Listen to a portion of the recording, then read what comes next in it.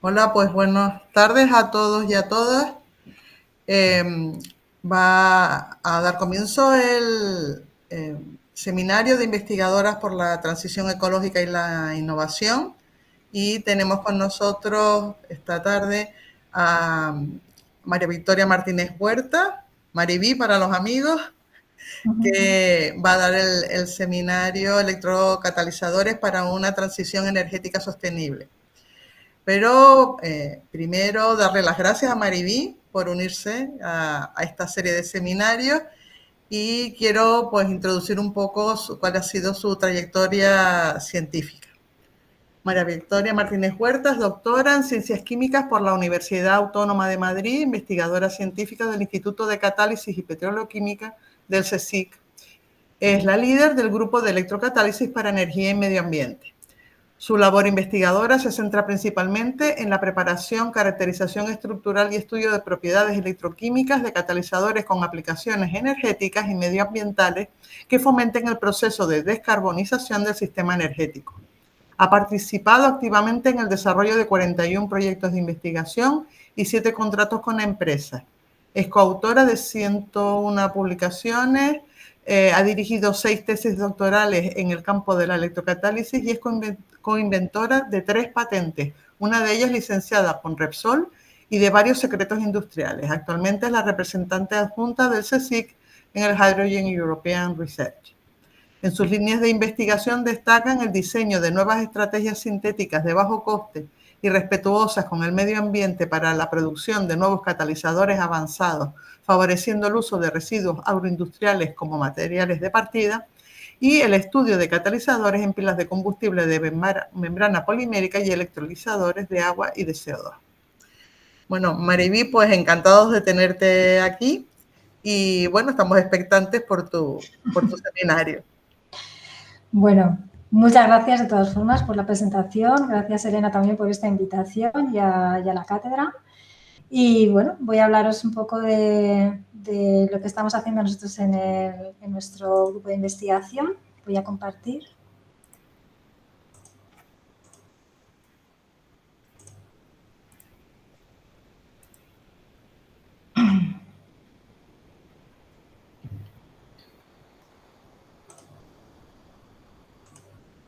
¿Se ve la presentación? Sí, sí, perfecto. Muy bien. Bueno, primero voy a presentar un poco el consejo donde estamos trabajando, el Instituto de Catálisis, porque para aquellos que no conozcáis bien lo que significa el Consejo Superior de Investigaciones Científicas, el CSIC, es una de las mayores instituciones, bueno, es la mayor institución pública de investigación en España, cuya principal función es investigación científica y tecnológica. Somos más de 12.000 empleados y de los cuales unos 5.000 investigadores científicos. Y en total, alrededor de toda España, pues encontramos, hay como 128 centros o institutos de investigación. Creo que ahí también tenéis uno cerca, muy prestigioso. Y el Instituto de Catálisis Petroleoquímica se encuentra ubicado en el campus de la Autónoma de Madrid, aunque no pertenece a la Universidad Autónoma, pero sí que ya está ubicado en el campus con más centros del CSIC.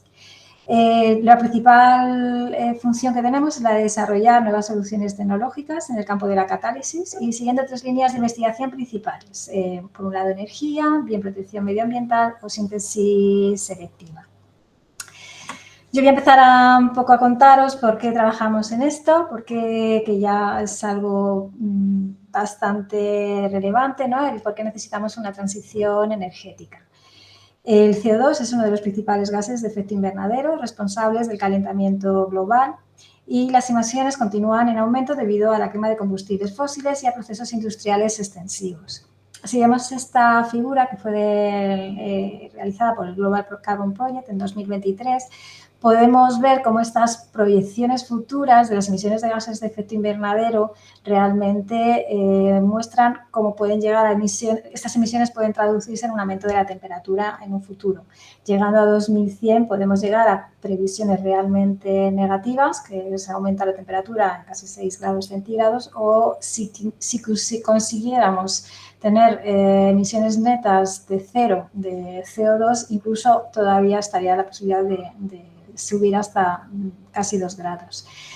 No son buenas noticias, estamos en 2023 en un punto, punto del 2023 en el cual se observa como estas proyecciones actuales siguen mostrando un aumento y donde dicen que hay un 50% de probabilidades de que el calentamiento global supere los 1,5 grados en los próximos 7 años.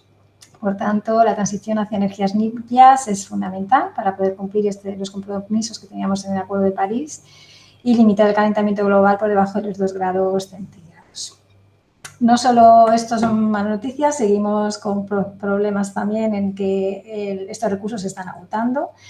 Ya las grandes petroleras pues están invirtiendo sobre todo en infraestructuras y tecnologías avanzadas para acceder a yacimientos más difíciles. Esto aumenta los costes y además crea más problemas ambientales, ¿no? Procesos como el fracking que aumenta la destrucción de hábitats naturales. Para los que conocen estos procesos, realmente el fracking lo que hace es inyectar grandes cantidades de arena, agua, ¿no? e incluso productos químicos a grandes presiones en zonas rocosas para poder romperlas y poder sacar restos de petróleo y de gas natural que hay en estas rocas. Eso puede provocar muchos problemas adicionales y hasta incluso movimientos sísmicos y bueno, es un problema que ahora mismo también se está planteando. Seguimos también con problemas, seguimos aumentando la demanda energética porque la población aumenta. Se espera que en el 2040 crezca ya un 28%, lo que hace bastante insostenible esa dependencia de estos recursos. Y por otro lado, también es importante tener en cuenta una seguridad energética. Es verdad que hay pocos países que son los que van a tener estos fuentes de energías. Además, hay conflictos actuales, un ejemplo es el de la guerra en Ucrania, donde se agrava esta inestabilidad en los mercados energéticos, se elevan los precios y obligan a los países a replantear sus estrategias de seguridad energética. Y ya muchos países están fomentando la expansión de tecnologías limpias como las energías renovables. Es aquí donde ya empezamos un poco nosotros a trabajar en ver hasta qué punto estas fuentes de energía renovables pueden ser realmente el futuro. La buena noticia es que son unas tecnologías, ya sean aerogeneradores, la energía solar, la biomasa o las hidroeléctricas, por ejemplo, o geotérmicas, que son bastante respetuosas con el medio ambiente, son fuentes abundantes, sostenibles y además en los últimos años ha descendido drásticamente los costes que teníamos en un principio. Malas noticias, pues que son intermitentes, hay mucha variabilidad y depende de si es día, de noche, si hay viento, etcétera. Y además hay otro problema adicional y es que se cuenta poco y se comenta poco, que es el que aumenta la demanda de materiales críticos que son necesarios para algunas de estas tecnologías. El tema de los costes sí que he puesto esta gráfica porque creo que es importante destacar que ya son bastante más baratas. Es verdad que hace unos años se decía que era uno de los mayores problemas el coste, pero aquí ponemos un ejemplo de cómo las energías fotovoltaicas, la solar fotovoltaica ha llegado a caer hasta cerca de un 85% entre 2010 y 2020. Y ya en 2023 los costes de producción de electricidad con energía solar están siendo incluso más baratos que lo que sería utilizando las fuentes tradicionales como carbón o el gas natural. En el caso de cómo almacenar esta energía cuando tenemos, cuando el problema de intermitencia, lo vamos a solucionar, o nosotros trabajamos en utilizar el hidrógeno como vector energético. En este caso, lo que hacemos es que, por un lado, sabemos que el almacenamiento a corto plazo sí que están las baterías que se pueden utilizar y obviamente es una tecnología totalmente complementaria, pero nos permite almacenarla a muy corto plazo. Cuando necesitamos almacenar a largo plazo, en el caso del hidrógeno es un vector energético muy interesante porque podemos obtenerlo realmente fácil si tenemos acceso de fuentes de energía renovables a través de electrolizadores. se puede almacenar y luego además nos da la posibilidad de utilizarlo para obtener otro tipo de energía eléctrica, ¿no? En este caso, aquí he puesto un ejemplo de un gráfico cómo podemos trabajar con el hidrógeno, en el cual obteniendo a través de esta electrólisis tenemos este hidrógeno, se almacena, se puede utilizar para otros procesos químicos industriales, se puede transportar o bien se puede utilizar ya una pila de combustible que va a ser capaz de producir energía eléctrica y poder incorporarla en la red eléctrica. Sin embargo, en todos estos procesos, tanto las fuentes de energía renovables como lo que es el hidrógeno, empieza a haber un problema bastante importante y es la utilización de minerales críticos. Si vemos actualmente, comparamos lo que necesitaríamos para un coche eléctrico comparándolo con un coche convencional, la cantidad de metales críticos y no críticos, pero metales que necesitamos realmente se multiplica. Desde el 2010, realmente la cantidad media de minerales necesarios por unidad de capacidad de generación de electricidad ha aumentado como un 50%. Aquí podemos ver cómo un vehículo eléctrico necesita además metales como el cobre, litio, níquel, manganeso, cobalto, grafito y comparado con el coche convencional, que ya sabemos que también es bastante contaminante, pero en este caso los minerales que necesita son mucho menores, ¿no? Estamos como trabajando con cobre, con manganeso. Y lo mismo podemos decir también de otras fuentes de energía renovables, como los aerogeneradores, las placas fotovoltaicas, etc. Esta demanda de minerales para estas tecnologías energéticas aumentaría entre 4 y 6 veces desde 2020 hasta 2040.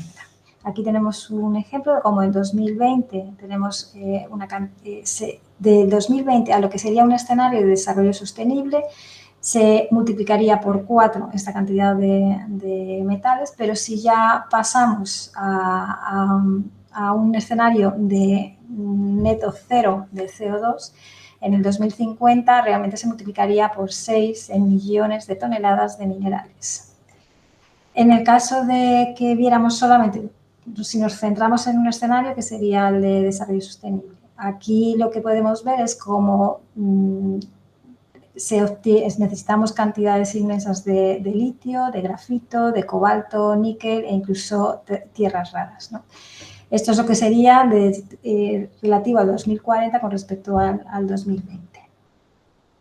Y no solo eso, sino también está lo que se llama la rareza termodinámica. Esto es un término de unos investigadores españoles, Alicia Valero, Antonio Valero y Guimar Carro, que han sacado un libro sobre este tipo de materiales. Yo, bueno, los he descubierto hace poco y realmente me parece muy interesante todo lo que cuentan, en donde hablan cómo esta rareza termodinámica está relacionada con la escasez en la corteza terrestre de estos minerales y los requisitos energéticos necesarios para extraerlos y refinarlos. Cuanto más escasos es un recurso, mayores van a ser los costes de extracción y que aumentan exponencialmente a medida que disminuye el mineral. Por tanto, si por ejemplo comparamos aquí en el gráfico un coche de los años 50 hasta lo que es el coche de los años 20 hasta llegar a los 2050, sabemos que van a aumentar muchísimo en la eficiencia energética, probablemente ya no contaminen el CO2, pero la cantidad de minerales que van a necesitar es enorme y esta rareza termodinámica va a incrementarse exponencialmente. ¿Cuál es la solución? Bueno, no es fácil, realmente quizás diríamos, bueno, pues hay que descender el consumo, pero por otro lado, pues es imposible, ¿no? Entonces, una de las soluciones para poder llegar a esta transición energética puede ir de la mano de la economía circular, ¿no? Esta economía que lo que hace es promover la reutilización, el reciclaje y la regeneración de productos y materias, y supone una extensión del ciclo de vida de estos materiales y además disminuye el impacto ambiental. Y un poco eso es lo que nosotros también estamos intentando trabajar. Por tanto, os voy a contar a lo largo de esta charla 3 ejemplos en los que nosotros estamos participando utilizando estos tipos de materiales, de residuos, que los vamos a convertir en electrocatalizadores para distintas fuentes, tecnologías del hidrógeno. Por un lado, os voy a comentar unos electrocatalizadores para la electrólisis del agua, o en otro caso para la pila de combustible, y además pondré también un ejemplo de las pilas de combustible regenerativas en una unidad, que son unos dispositivos que para lo que no conocéis, bueno, os lo comentaré más adelante, en los cuales en todos el electrodo de oxígeno es un problema, sobre todo porque necesitamos catalizadores que sean más eficientes de los que hay actualmente y mucho menos costosos, y que no utilicemos materiales críticos, si comparamos, por ejemplo, con los electrodos de hidrógeno. Nosotros, bueno, cuando hablamos de los electrocatalizadores que vamos a necesitar en todos estos procesos, aquí he puesto un ejemplo de cómo sería un ensamblaje de electrodos de membrana, ¿no? Las MEAs, donde siempre vamos a necesitar materiales nanoestructurados, y estos electrocatalizadores, cuando buscamos para prepararlos y para poder aplicarlos en cada una de las aplicaciones, tenemos que tener en cuenta distintas propiedades. Por un lado, que sean conductores electrónicos, que tengan una elevada actividad y estabilidad, y buscando también el máximo número posible de centros activos en poca área. Buena interacción con el ionómero y un acceso buen acceso del gas reactante. Es decir, en este punto donde hay una interfase en donde podamos conseguir que esa reacción electroquímica que tiene lugar durante el proceso sea lo más fácil posible, y que además podamos transportar ese ionómero o ese anión que se está formando en el otro electrodo. Voy a centrarme ahora en lo que sería una pila de combustible de membrana de intercambio aniónico. En este caso, como ya os he comentado, trabajamos sobre todo en lo que es la reacción en el electrodo, en el cátodo, donde tiene lugar la reducción de oxígeno para obtener agua. Es una reacción multielectrónica, cinéticamente lenta, y que además tiene un alto sobrepotencial. Es una reacción que puede ir a través de un mecanismo de 4 electrones, donde directamente obtenemos el agua, pero por otro lado puede ocurrir también que sea un proceso más lento, que vaya en un proceso de 2 electrones, en lo cual ahí se formaría el peróxido de hidrógeno, que es un material, es un producto que no deseamos por su alto grado de corrosión, y además porque la eficiencia de la reacción sería mucho menor, porque en este caso ya estaríamos hablando de una transferencia no de 4 electrones, sino de 2 electrones. Bueno, en estos electrodos, el catalizador estrella es el platino. Funciona muy bien, es extremadamente activo, pero siempre seguimos teniendo los problemas, una disponibilidad limitada y altos costes. Y una forma de intentar sustituir este platino, sobre todo en este tipo de pilas, en las cuales tenemos membranas alcalinas de intercambio aniónico, es el poder utilizar composites basados en metales y carbonos dopados con distintos heteroátomos, pero sobre todo con nitrógeno, que es el que más se conoce y el que se ve que funciona muy bien, porque llegamos a obtener materiales que son química y térmicamente muy estables. Somos capaces de modular la estructura electrónica. También, dependiendo de estos heteroátomos que vamos introduciendo o cómo los vamos introduciendo, podemos llegar a aumentar la cantidad de efectos, que también se ha visto que pueden ayudar a ser mucho más activos, incluso obtener centros sinérgicos con el metal. Y además nos da esa posibilidad que estábamos buscando, y es poder conseguir obtenerlos a partir de materiales mucho más sostenibles, ¿no?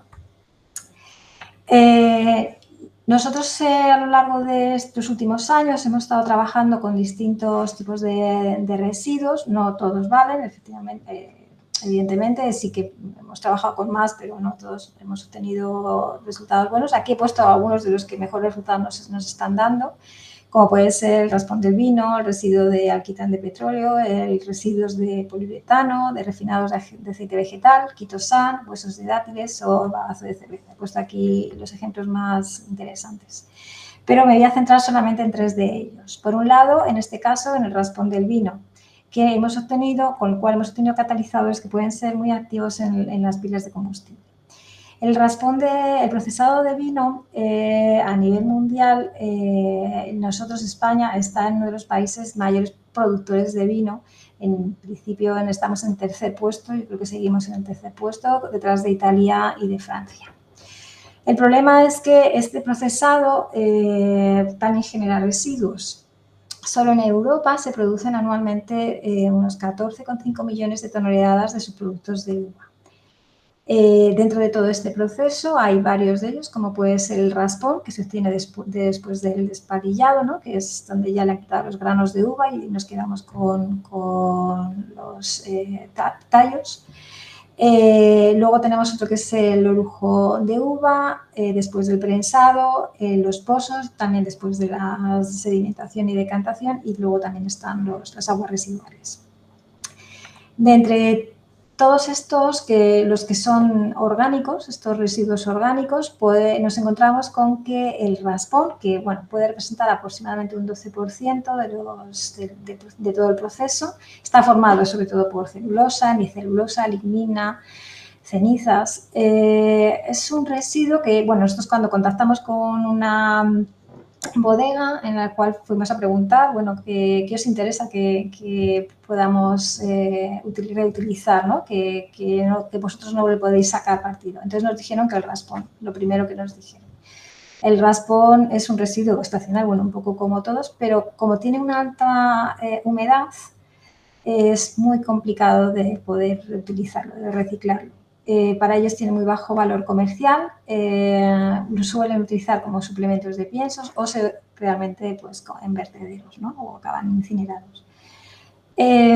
Pues bueno, nosotros cogimos bastante raspón de lo congelamos y luego empezamos a utilizarlo para nuestra síntesis. Aquí he puesto un poco una de las síntesis en las que pudimos obtener materiales que fueron bastante activos de hierro y de cobalto. Con métodos, intentamos siempre que sean métodos lo más respetuosos posibles. En este caso, bueno, pues se mezclaba simplemente el raspón ya con las sales precursoras bien del hierro o del cobre, que son los metales en los que queríamos trabajar, y en agua. Tenía lugar una carbonización hidrotermal. Una vez que ya tenemos un producto de ese hidrocarbono, hidrochar, lo secamos y lo incorporamos en un molino de bolas, que lo mezclamos con diciemdiamida porque necesitamos una molécula que nos dé el nitrógeno, porque hasta ahora no lo hemos podido incorporar en la síntesis. Y una vez que está mezclado, ya lo que hacemos es pirolizamos. Necesitamos grafitizar estos materiales y obtener carbones que puedan ser además conductores, ¿no? Para procesos electroquímicos. Hacemos un primer lavado con ácido para quitar todos los restos de metales que nos hayan incorporado bien y si hay algún tipo de residuos que no queramos, de cenizas, etcétera, y luego hacemos una segunda pirólisis. Y de esta forma, bueno, vamos a comparar aquí varios catalizadores, uno con donde pusimos solo hierro con la diciendiamida, otro donde solo pusimos cobre con diciendiamida y luego comparamos también un poco para utilizarlos como blanco para ver qué pasaba si hacíamos el mismo proceso solo con el raspón, si lo hacíamos solo con hierro sin diciendiamida o con diciendiamida sin el hierro. Aquí pongo, bueno, a la hora de caracterizar, sobre todo nos interesa saber cómo son estos residuos, qué composición química tienen también al inicio. En el caso del raspón, lo que veíamos es que estaba formado sobre todo por sodio, potasio, silicio y calcio. Pero en el momento que incorporábamos el hierro y el cobre y la diciendiamida, esta se reducía drásticamente. En algunos casos a lo mejor podíamos tener un 10%, pero se reducían a incluso menos, al 5%. Lo que sí queríamos, estábamos muy interesados, por ejemplo, en el raspón tenemos nitrógeno, hay una pequeña cantidad, pero no la suficiente para lo que nosotros buscamos en estas reacciones electroquímicas. Y por eso cuando incorporamos la diciendiamida sí que veíamos un aumento considerable del nitrógeno dentro de la estructura del carbono, sobre todo cuando incorporábamos el cobre. También veíamos que cuando lavábamos con ácido este hierro era más fácilmente eliminable que en el caso del cobre, que se quedaba, en este caso con el ácido clorhídrico pues no le afectaba mucho. Y sí que veíamos que este cobre se mantenía bastante en la superficie porque comparábamos lo que era la composición química tanto del bulk, de toda la masa total, con la superficie por XPS. También por rayos X nos da bastante información sobre qué clases cristalinas vamos a tener. Sí que veíamos que en el de cobre obteníamos solo cobre metálico, pero en el de hierro se nos estaban empezando a formar carburos, distintos tipos de carburos, ya sea cuando estábamos con la diciamida o sin diciamida. Y lo que sí también veíamos es que la incorporación de estos metales favorecía la refitización del material de carbono, y esto permite, lo que he comentado anteriormente, aumentar la conductividad eléctrica y facilita el transporte de electrones. También hemos hecho estudios con microscopía electrónica, queremos ver cómo están distribuidos los metales, qué tamaños de partículas tienen, si hemos conseguido tamaños que puedan realmente como son reacciones muy sensibles a la estructura del catalizador, necesitamos nanopartículas que no sean excesivamente grandes, o incluso en algunos casos, como es el caso del cobre, sí que veíamos que podíamos tener algunas partículas bastante grandes, pero también había zonas en las que no se veían partículas grandes, pero sabíamos que había cobre, ¿no? Entonces también estamos viendo que hay posiblemente dispersión atómica del cobre, y eso es algo que también necesitamos confirmar. Pero bueno, en general, lo que sí se observa es que tanto para el hierro como para el cobre, pues tenemos un carbono donde está más o menos ordenado, alrededor también de las partículas, ¿no? Y que hay una dispersión relativamente homogénea en esta matriz de carbono. También valoramos cómo son las áreas, nos interesa mucho saber qué área superficial tenemos, porque es fundamental para una buena reacción catalítica. Y lo que observábamos es que cuando incorporábamos los metales, estos materiales pasaban a ser muy mesoporosos, ¿no? Aumentaba mucho el área específica y sobre todo si incorporábamos la diciamida. En el caso del catalizador con hierro sin diciamida, como lo ponemos aquí, sí que había un aumento considerable de microporos, pero hay que tener cuidado porque en el caso de los materiales con muchos microporos hemos visto que tampoco funcionan muy bien, probablemente por un problema de difusión de gases o difusión de los reactivos al centro activo. Hemos hecho las medidas electroquímicas, las que voy a presentar son en celdas electroquímicas de 3 electrodos, utilizando como electrodo de trabajo un electrodo rotatorio de disco anillo que nos permita también ver hasta qué punto se forma peróxido de hidrógeno. Todo lo trabajamos en una disolución alcalina de 0,1 molar de sosa. Perdón. Y aquí empiezo a mostrar un poco estos resultados, sobre todo para lo que era la reducción de oxígeno que nos interesa para estas pilas de combustible.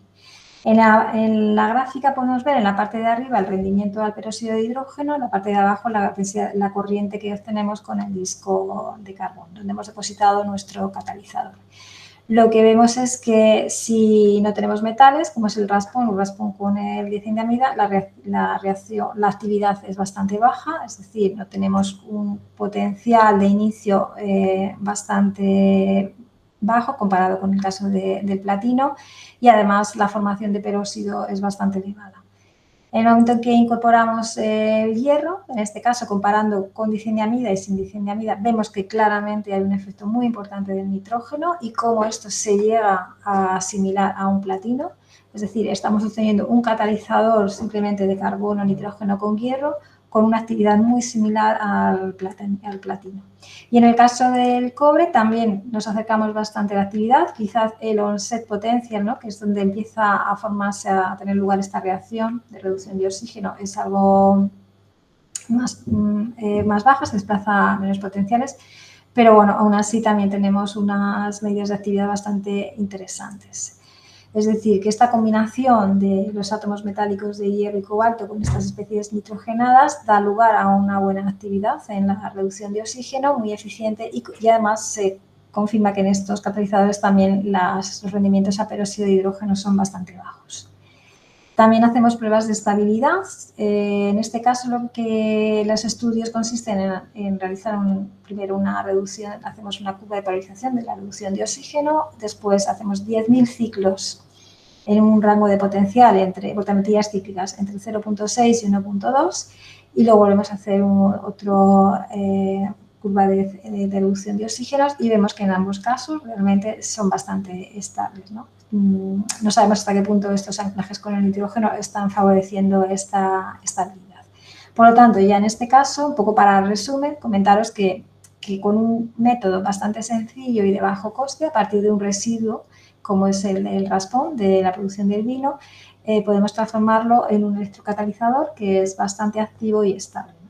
El hierro y el cobre son metales que son muy interesantes también, ¿no? Llegan a ser materiales críticos. El cobre está ahí porque es verdad que es un material que actualmente se está utilizando en numerosos procesos, pero por el momento siguen siendo muchísimo más baratos que lo que costaría un catalizador de platino. Ahora os voy a comentar otro ejemplo, pero en este caso aplicado a lo que sería el electrolizador de agua. Seguimos con un sistema muy similar donde tenemos una membrana de intercambio aniónico en el cual ahora tenemos el ánodo, es donde ocurre la reacción de evolución de oxígeno, y al igual que pasaba con la otra reacción de reducción de oxígeno, es una reacción cinéticamente lenta, presenta altos sobrepotenciales por ser multielectrónica, y los mejores catalizadores en este caso van a ser también metales nobles como el rutenio o el iridio.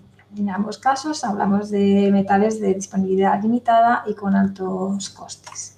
¿Cómo se soluciona actualmente y cómo podemos evitar el uso de estos metales nobles? Bueno, actualmente se trabaja mucho con un montón de sistemas multimetálicos que sean capaces de extender este sobrepotencial de la reacción de evolución de oxígeno, y muchos de ellos con compuestos también de distintas naturalezas, ya sean de doble capa, de hidróxidos doble capa, de espinelas, estructuras amorfas, ¿no?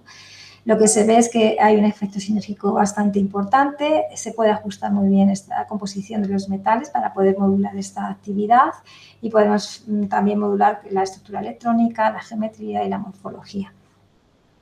Aquí vamos a trabajar con uno de los residuos que he comentado al principio, que sería el residuo de alquitrán de petróleo.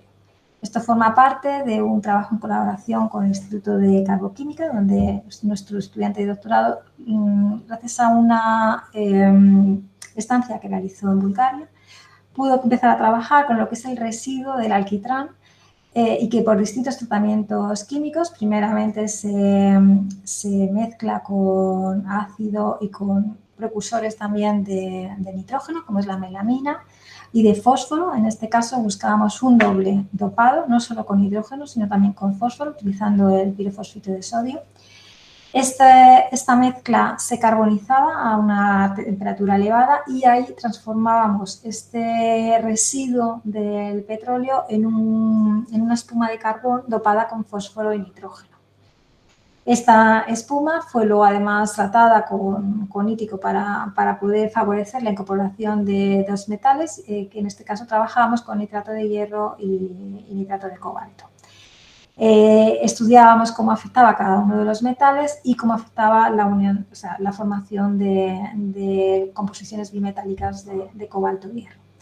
Todo este material se mezclaba, se carbonizaba ya a más altas temperaturas, 950 grados, y con este material empezamos a trabajar y a caracterizarlo. Pues aquí, aunque es verdad que es un sistema más complicado, más complejo como el que hemos explicado anteriormente, al final este proceso se puede decir que consiste en un tratamiento termoquímico seguido ya de un proceso de impregnación y seguido de carbonización. Cuando estudiamos los materiales por microscopía electrónica de barrido para ver cómo era la morfología, sí que veíamos que esta espuma de carbono mostraba principalmente una estructura muy amorfa y rugosa, con pequeños huecos debido a esa agregación de la matriz porosa del carbono. Cuando ya empezábamos a incorporar el fósforo y nitrógeno, ya se van viendo unos cambios en esta estructura, empiezan a verse, realmente quizás algo más porosa, y luego ya cuando incorporamos el hierro, el cobalto-hierro cambia drásticamente y se ven claramente las partículas metálicas sobre esta superficie. También podemos analizarlo por microscopio de transmisión. Nos interesa mucho saber cómo están estos metales, como he dicho anteriormente, qué tamaños de partícula, cómo están distribuidos, y lo que observamos principalmente en el caso del cobalto-hierro sobre ya la estructura de carbono dopada con fósforo y nitrógeno, es que mostraba una estructura como fracturada con distintas manchas blancas y negras. No éramos capaces de ver muy bien estos metales, pero sí que indicaba que estaban integrados en esta estructura del carbono. Hemos analizado por difracción de rayos X. No quiero contar tampoco lo que vemos aquí, pero sí que comentaros que en muchos casos a veces son bastante más complejos. Los materiales que tenemos hay que estar valorando hasta qué punto, bueno, también aparte de los residuos, cómo se están formando con otros compuestos. Pero bueno, principalmente comentar que en el caso del cobalto obteníamos principalmente fosfuros de cobalto, en el caso de hierro teníamos fosfuros de hierro, y en el caso ya de cobalto-hierro, si había fósforo y nitrógeno, se obtenían también fósforos de cobalto y aleaciones de cobalto-hierro, o en el caso de que no haya fósforo o nitrógeno, ya teníamos aleaciones de cobalto-hierro. Lo que veíamos cuando analizamos la actividad de estos materiales es que podíamos obtener actividades superiores incluso también al del óxido de iridio, en los cuales, si comparamos el sobrepotencial a una corriente de 10 miliamperios por centímetro cuadrado, en este caso, podemos ver cómo el catalizador binario con cobalto-hierro y sobre esta espuma de carbono dopada con fósforo y nitrógeno presentaba un sobrepotencial mucho más bajo que el del óxido de iridio, de 320 milivoltios, lo que demostraba que la actividad podía ser bastante elevada. Esto también lo hemos analizado para ver la durabilidad, y en estos catalizadores lo que veíamos es que eran mucho más estables, incluso poniéndolo hasta 20 horas en una cronopotenciometría, comparado con el óxido de iridio. Conservan una excelente estabilidad durante al menos unas 20 horas. Es decir, que en este caso, y como resumen de esta segunda parte, sí que veíamos que podíamos obtener una ruta bastante eficaz para valorizar estos residuos de la resina del petróleo o ureas, que también se conocen, para poder obtener carbono, estos catalizadores basados en estas espumas de carbono dopadas. Son muy interesantes porque estas espumas de carbono sí que se pueden utilizar también para otro tipo de aplicaciones, no solo para la reducción de oxígeno, aunque en este caso vimos que no funcionaban bien en la reducción, pero sí que sabemos que incorporando otros metales podemos intentar acoplarlo, ¿no? O utilizarlo en otras aplicaciones. Podemos obtener estructuras bastante porosas, enriquecidas con defectos, y que eso es lo que va a hacer que nos aumente la actividad, y sobre todo veíamos como el catalizador de cobalto de hierro era el más activo. Y por último os explicaré en qué consiste estas pilas de combustible reversibles, regenerativas en una unidad, en las cuales tenemos un stack que es exactamente igual. Nosotros tenemos nuestro electrodo, dos electrodos separados por la membrana polimérica, pero lo que hacemos es que, dependiendo de la polarizabilidad en la que trabajemos, podemos convertirlo en electrolizado o en pila de combustible. Es decir, el problema que podemos tener aquí es que vamos a tener siempre un catalizador que sea capaz de reducir o oxidar el oxígeno en el electrodo de oxígeno, y un catalizador en la parte del electrodo de hidrógeno que sea capaz de reducir y oxidar el hidrógeno. Es decir, necesitamos catalizadores bifuncionales. Pero en lo demás se podrían utilizar también o sea, sería muy similar a lo que es una pila de combustible de membrana polimérica. ¿Las ventajas que tienen estos sistemas? Bueno, pues que podríamos tener suministros de energía de forma muy descentralizada, son mucho más ligeros, tenemos emisiones de cero, en realidad contaminantes, porque tenemos agua. Si tenemos agua y una fuente de energía renovable, pues vamos a tener siempre un ciclo de vida ilimitado, con una elevada energía específica y unos altos niveles de almacenamiento. Pero, como ya he comentado, tenemos un problema. Este problema son los electrocatalizadores bifuncionales. No es fácil conseguir un catalizador que sea capaz de trabajar, sobre todo en electrodo de oxígeno, que sea capaz de trabajar en las dos reacciones. ¿Por qué?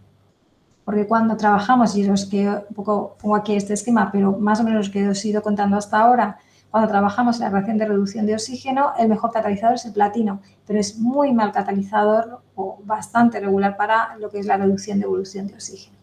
Y de la misma manera, el mejor para la evolución es el iridio, también el rutenio, pero son muy malos para la reacción de reducción de oxígeno. Es decir, no tenemos metales que seamos capaces de utilizar en las dos reacciones, con lo cual tenemos que andar siempre trabajando con mix o con materiales que podamos diseñar en el laboratorio. No voy a comentar más, pero realmente son dos mecanismos de reacción complejos. Estamos hablando de la misma reacción, pero de forma inversa, pero vamos a tener trabajar. Necesitamos, en principio, catalizadores diferentes. Entonces, nosotros lo que buscamos es intentar conseguir un catalizador que sea capaz de trabajar en las dos reacciones. Y en este caso, hemos trabajado con el residuo refinado de aceite vegetal. Esto es una colaboración con el Centro de Materiales de Energías en Irán. Trabajamos mucho con un investigador, el que fue un poco el que también nos introdujo en todo este proceso de reciclado de materiales. Y él fue el que nos trajo, estuvo haciendo una estancia con nosotros y nos trajo material que procedía de las tierras de blanqueo usadas dentro del refinado del aceite comestible. Durante este proceso del aceite comestible hay uno que es el de filtración. Para poder blanquear los aceites se filtran con unas arcillas, las arcillas morillonitas, que son aluminosilicatos, y se queda aquel resto de aceite que no va a ser ya utilizado como comestible, se queda incorporado dentro de esta arcilla, ¿no? Además de otro tipo de residuos, minerales o componentes metálicos. Estas arcillas van a tener un porcentaje muy alto de aceite remanente, de entre un 20 y un 40% en peso de aceite. Se genera una gran cantidad de esta tierra de blanqueo, o SB, como se conoce en inglés, Spent Bleaching Hair, que pueden llegar hasta 600.000 toneladas métricas. Y el problema que tienen es que no es fácil eliminarlos, bien lo hacen por incineración, utilizan fabricaciones de cemento, incluyen incluso en piensos o ya con vertederos, ¿no? Causando riesgos de incendio y contaminación debido a la degradación de este aceite. Bueno, aquí lo que se propuso fue utilizarlo como un template para poder convertirlo en un material de carbono dopado. En un principio, cuando se trabaja en la síntesis, esta mezcla que tenemos, ¿no?, del SBE con el aceite, lo que se hacía era mezclarlo con un cloruro de zinc y se lleva a reflujo, porque esto nos permitía poder obtener materiales más porosos. Se hacía una pirólisis a 500 grados y luego se lavaba en ácido fluorhídrico para poder eliminar todos los restos de los silicoaluminatos, ¿no?, y obtener solamente lo que es la plantilla del carbono, que es nosotros lo que nos interesa. Nos encontramos con la sorpresa de que cuando fuimos a caracterizar estos carbones estaban además dopadas con flúor. Y bueno, en principio no hay muchos trabajos sobre flúor porque también es un material difícil de poder detectar, no se puede detectar fácilmente con un análisis químico. Y además lo que vimos es que cuando incorporábamos los metales utilizando como sales de precursoras de nitratos, como era la nitrato de hierro o la nitrato de cobre, en este caso queríamos probar estos dos metales, nos encontramos con que además el nitrógeno también se incorporaba en la estructura del carbono, es decir, que codopábamos los carbones en dos fases con flúor y con nitrógeno.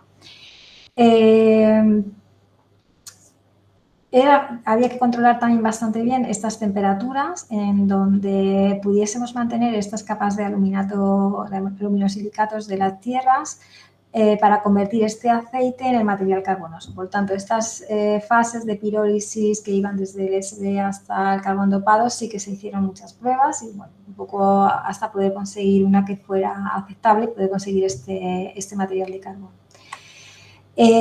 Son materiales que sí que vienen con bastantes impurezas y aunque nosotros luego trabajamos en la eliminación con el flúor, sí que veíamos que el material con el lavado, después del lavado, podía incluso se reordenaban estas impurezas y además reaccionaban con el flúor, ¿no? Podíamos tener flúoros de magnesio, de zinc, etc.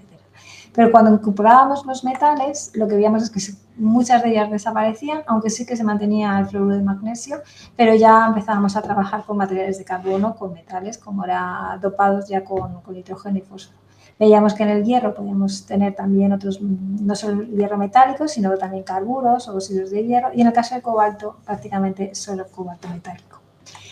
Hemos visto también por microscopía electrónica cómo eran estos materiales, cómo la superficie LSD al principio está muy aglomerada, cubierta de este aceite, y cuando ya se lava, se piroliza, empiezan a formarse ya estructuras mucho más porosas, y cómo también por mapeos con EDX podíamos detectar en este caso el flúor, algo que no habíamos detectado al principio, ¿no? Esto fue fue haciendo este mapping cuando nos dimos cuenta de que aquí sí que se veía claramente el flúor, no solo con el flujo de magnesio, pero sí que estaba muy distribuido a lo largo de todo el carbón.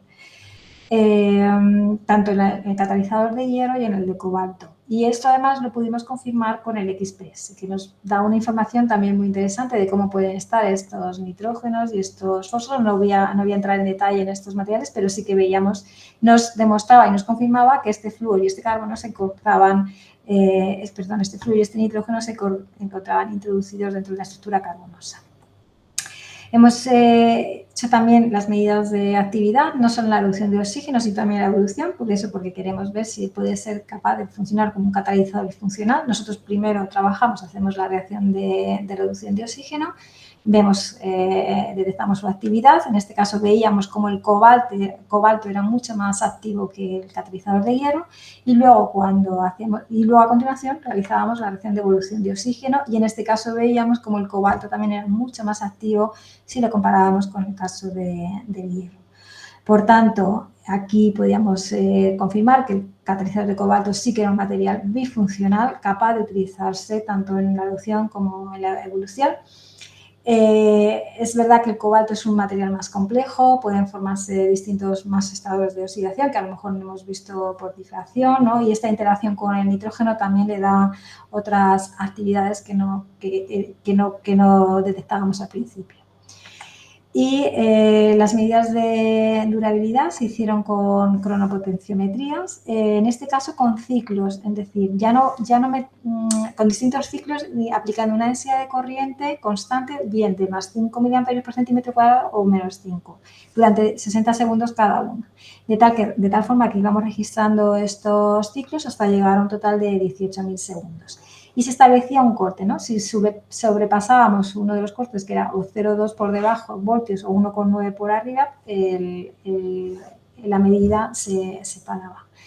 Lo que veíamos que en el caso del hierro se paraba 6.000, 7.000 segundos, sin embargo, en el caso del cobalto seguía trabajando hasta 1.800, bueno, ya porque 18.000 porque fue cuando lo paramos. Es decir, que los materiales de cobalto eran mucho más estables, tenemos sitios activos de cobalto en la superficie que además son un poco degradables o con pequeña desactivación de catalizador durante estas reacciones electroquímicas. Por tanto, en este último trabajo lo que sí que veíamos es que efectivamente podíamos obtener un material bifuncional basado mediante la valorización de unos residuos, en este caso las tierras de blanqueos, y las podíamos ya aplicar directamente en una pila de combustible regenerativa. Y un poco ya para terminar, sí que comentaros como unas conclusiones finales. Nosotros, seguimos trabajando en estos materiales. No siempre es fácil conseguir materiales que sean capaces de dar actividad en estas reacciones.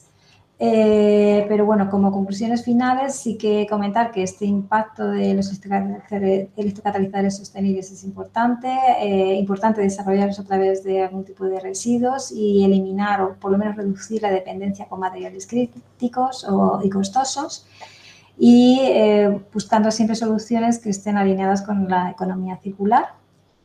El futuro de esta transición energética sería a través de la implementación masiva de estas tecnologías limpias, pero siempre utilizando también materiales que sean eficientes y sostenibles. Y a pesar de todos estos avances que se están logrando, que son muchos, sigue siendo un desafío escalar estas tecnologías a nivel industrial. y especialmente todas aquellas que afectan a la durabilidad, ¿no? Y estabilidad de los electrocatalizadores, que realmente es uno de los principales problemas. Y bueno, en principio con esto he terminado. Muchas gracias también por vuestra atención. También quiero agradecer a mi grupo por todo el trabajo que ellos también están realizando. He añadido también a Besat y a Abraham, que son los que han trabajado en parte de estos trabajos que he presentado, y, y a todos los proyectos en los que hemos estado implicados. Muchas gracias a todos. Pues muchas gracias, Mariví, por bueno, aportar esta nueva aproximación a los catalizadores, que estamos quizás más acostumbrados a pensar bueno, en una síntesis pues, un poquito diferente, porque claro, tener que partir de esto, de este tipo de materiales, bueno, dentro de una economía circular, obviamente esto es muy importante y es un gran paso en el sentido de intentar escapar de los metales nobles como el platino o el iridio, y a su vez pues intentar pues eso, incorporarnos a un aprovechamiento de residuos que podamos pues que nos pueda servir para preparar estos materiales. No sé si hay alguien de los que están conectados que quieran hacer algún comentario, alguna pregunta. No veo así ninguna manita. Hola, Carmen. Hola. Hola, Mariví, ¿qué tal? Hola, ¿qué tal, Carmen? Me alegro de saludarte.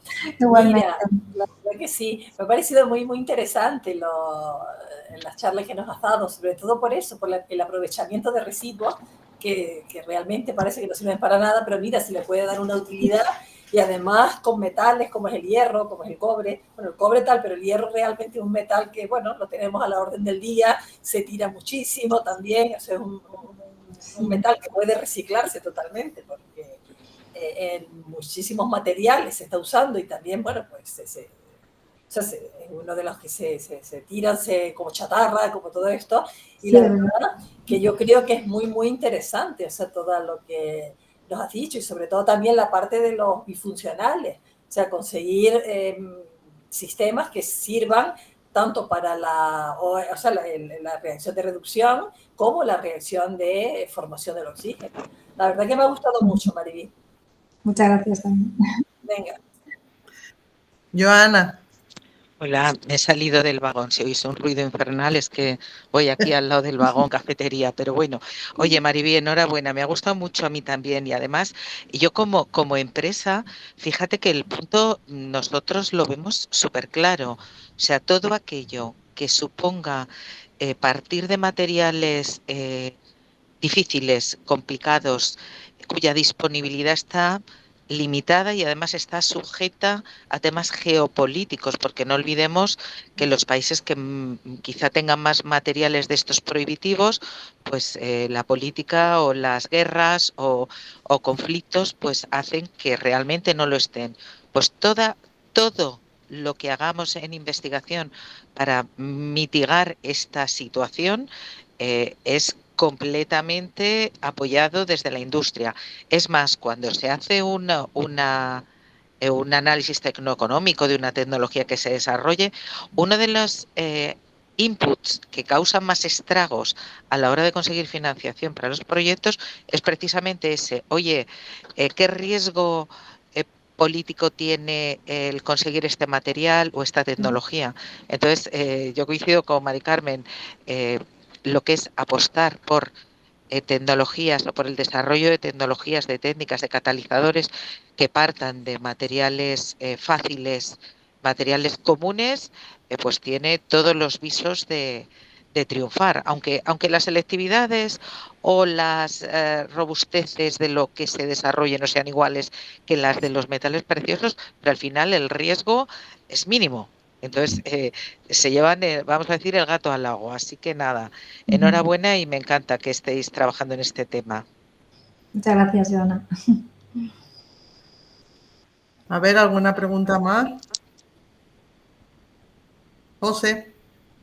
Sí, hola Mariby, es muy Gracias. bonita, me ha gustado mucho también la presentación. En la primera parte presentabas datos así generales, ¿no? De los costes, ¿no? ¿Hay alguna, o tienes datos del impacto ambiental de los procesos de extracción de estos metales raros o Eh, preciados? Pues mira, esa referencia que pongo sobre de Antonio Valero, ¿no? Y El Alicia, libro ese que... Sí. pues ellos sí que hablan de los costes y dan muchos datos, es muy interesante, tienen bastantes publicaciones y hablan Justo de... lo apunté también, porque que digo que justo tomé nota, porque Me encantó, yo empecé a verla y además he visto así algunas charlas también que han dado, no las conozco, pero me encantó y me ha gustado muchísimo esos datos que dan ellos, que hacen un estudio magnífico y muy en detalle, ¿no? Incluso dependiendo de, por ejemplo, para un vehículo, unas baterías, etcétera, sí que van revisando cada uno de los metales y lo que costaría, o sea que sí que te recomiendo que los busques y veas. No solo el libro, sino también tienen bastantes publicaciones. Sí. De acuerdo, muy bien. a ver, no sé si hay alguien más. Bueno, yo lo que sí te iba a preguntar es por la cuestión del cobalto, porque con el cobalto hay mucha El controversia. cobalto, para el tema de los bifuncionales, es que no lo conseguimos quitar. Es complicado porque es muy bueno para las dos reacciones. No, porque es que Funciona muy bien. exactamente digo que el problema del Sí. cobalto es Ya ha que pasado a ser un material ya crítico. está, es un material crítico incorporado no hace mucho como crítico, pero con los avances de la tecnología se ha incorporado. Y yo suponía eso, que la pregunta era que el cobalto es porque ya hay una, digamos, una tradición sobre el Sí, cobalto que se sabe que anda muy bien, sí. que bueno, el trabajo el primero, el de hierro-cobre, pues estupendo, porque ahí no tuviste necesidad, pero claro, ya en estos, ya digo, ya en los últimos, el En la cobalto, nosotros también evolución, hemos trabajado con materiales sí, de cobalto y claro, es que el cobalto anda muy bien. sí. Y además intentábamos quitarlo, que lo hemos intentado, pero es que no conseguimos. En la evolución es difícil. Es verdad que sigue siendo más barato que el platino, que Claro, a ver, el eso también, porque al final sí, lo que sí, tenemos que sustituir en este caso es la reacción de evolución, que es la que nosotros vemos que funciona muy bien. Es que si se oxida y se reduce, va muy bien para las dos reacciones, con lo cual es que el cobalto es maravilloso.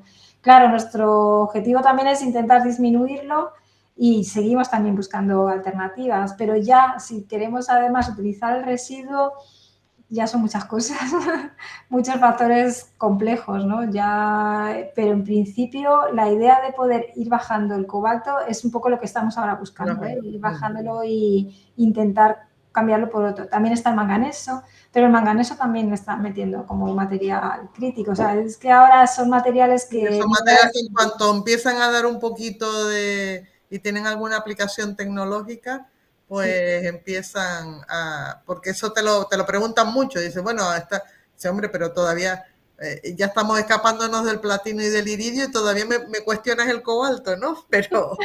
Sí, sí, Pero es verdad que en eso no lo dicen también, pero sí, es sí, verdad digo que es que una de las ya, porque como lo han metido en la lista, tú dices, pero vamos a ver, vamos a ver todo no, platino, paladio, iridio, tú dices, bueno, pues vamos a y ver. están metiendo el cobre. Lo que pasa es que el cobre lo están metiendo como algo diferente, o sea, como que sí que es verdad que es Mucha demanda, mucha pero demanda, pero bueno, hay todavía sigue mucho. siendo Pero más barato y se puede conseguir. Pero sí, y ahí tienes que estar con la lista, porque nosotros, por ejemplo, empezamos a trabajar con la tesis de Chus, de Jesús Cebolla, que está trabajando con nosotros, y cuando empezamos a trabajar, metimos el cobre diciendo, vamos a meter el cobre, que es un material no crítico, ¿qué tal? Y a lo largo de la tesis lo han pasado a material crítico. no, pero el cobalto también, el Y cobalto el hace unos cobalto años no igual, era nos pasó crítico, el igual. cobalto Sí, lo han sí, metido hace relativamente poco. sí. Así Está ya sin que, mucha prisa. no, ahí los que estamos, bueno, habrá que, pero bueno, si ya estamos quitando el metal noble, no nos pidan tampoco que quitemos a Sí, los que sí. Bueno, realmente... luego hay una opción muy interesante que es la de recuperar el cobalto, por ejemplo, de las baterías. Y eso Claro, hay muchos grupos que sí, las sí, están está la... trabajando y que el poder utilizar esos residuos también, pero claro, recuperarlo no es fácil. Hay grupos que sí que sé que están trabajando en ello y que están obteniendo ya el material, pero luego poder nosotros reutilizarlo, hay que reconvertirlo también y transformarlo para poder conseguir un material nanoestructurado, ¿no? Pero esa es una opción también que es muy interesante, que está ahí. Las baterías, la cantidad de baterías que van a tirar y que se van a quedar ahí. Sí, que los metales o sea, es importante esa parte de la reutilización de los metales en baterías en general. Es también una de las cuestiones que sí que hay que plantear. Hay muchos problemas a la hora de separarlos, ¿no? Yo creo que ese es el gran problema que están teniendo, que son muchos metales mezclados y es difícil hacer esta separación. Pero bueno, sí que ya hay grupos de investigación que es verdad que lo están consiguiendo. O sea que sí, se podría tirar un poco de ahí. Pues bueno, no sé si hay algún comentario más. Si no, pues Mariví, agradecerte que nos hayas dedicado un tiempo, que nos has dado una charla fantástica, además una nueva visión para los que trabajamos en electrocatálisis, de cómo podemos llegar a preparar catalizadores, pero entrando dentro de esa economía circular. Y bueno, pues a todos los espero en el siguiente seminario de las investigadoras, ¿no? De las investigadoras por la transición. Bueno, Joana, Juan Carlos. Muchas gracias. Venga, chao. Adiós, Mariví. Hasta luego. Adiós, Elena. Chao. Chao. Adiós, adiós. Gracias. Adiós, Mariví. Un besito.